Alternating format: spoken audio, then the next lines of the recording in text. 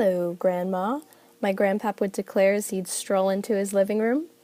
My grandma and I would be sitting on the oversized, comfy couches, watching our usual GSN lineup.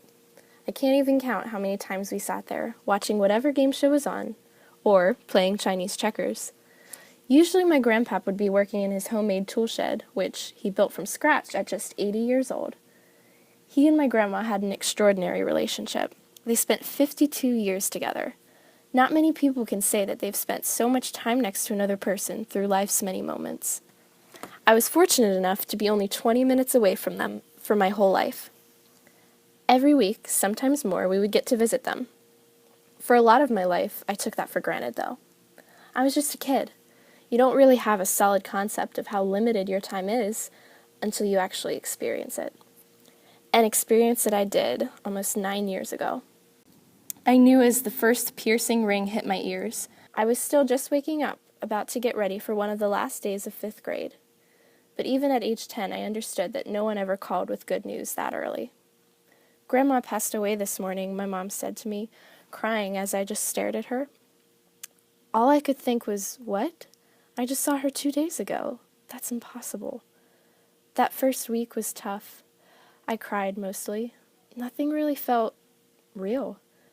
How could someone who was always there be gone just like that?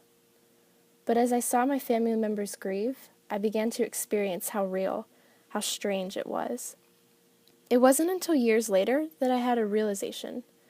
As cheesy as it may sound, when people that you love die, they aren't completely gone. They always leave behind pieces of themselves. And, as someone left behind, you have a decision to make.